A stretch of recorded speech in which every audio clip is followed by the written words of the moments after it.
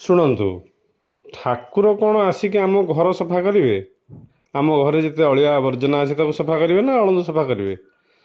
ମାନେ ମୋର କହିବା କଥା ହେଲା ଯେ ଆମେ ଆମ ଖୁସିରେ ଠାକୁର ପୂଜା କରୁଛନ୍ତି, କିନ୍ତୁ ଆମେ ତା ପ୍ରତିବଦଳରେ କ'ଣ ଚାହୁଁଛନ୍ତି? ଆମର ଯେତେ ଦୁଃଖ କଷ୍ଟ ରୋଗ ସବୁ ସେ ହରଣ କରନ୍ତୁ।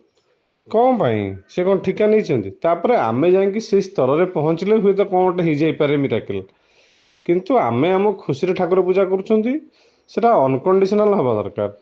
ଆମେ ଆମର ଯେଉଁ ଶରୀର ତାକୁ ଆମକୁ ଯତ୍ନ ନେବାକୁ ପଡ଼ିବ, କେହି ପିଠରେ ପଡ଼ିବେ ନାହିଁ। ଏମିତି ଆପଣ ଶୁଣିଥିବେ, ଆପଣ ଖାଇଲେ ଦେଖିବା ଡାଇବେଟିସ୍ ଅଛି, ଆପଣ ଠାକୁରଙ୍କ ମିଠା ଭୋଗ ଖାଆନ୍ତୁ, ଦେଖିବା ଆପଣଙ୍କ ସୁଗାର ବଢ଼ୁଛି ନା ନାହିଁ।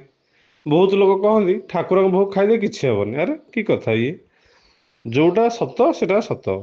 ବହୁତ ଆପଣ ଇନଷ୍ଟାନ୍ସ ଶୁଣିଥିବେ ଯେଉଁଠିକି ସ୍ତ୍ରୀ ଲୋକମାନଙ୍କର ଲୁଗା କାନି ପୋଡ଼ିଯାଇଛି, ସେମାନେ ପୋଡ଼ିଯାଇଛନ୍ତି, କିଏ କିଏ ମରି ବି ଯାଇଛନ୍ତି ଏଇ ସଞ୍ଜ ଦୀପ ହଉ ବା ସେ ଯେଉଁ ଏସବୁ ଜିନିଷରୁ। ତେଣୁ ଆମକୁ ଆମ କେୟାର ନେବାକୁ ପଡ଼ିବ ନା ଆଉ। ଏଠି ଠାକୁର କ'ଣ କରିବେ? ଆମେ ଖାଲି ଠାକୁରଙ୍କୁ ସବୁବେଳେ ଦୋଷ ଦେଇକି ଲାଭ କ'ଣଟା ଅଛି?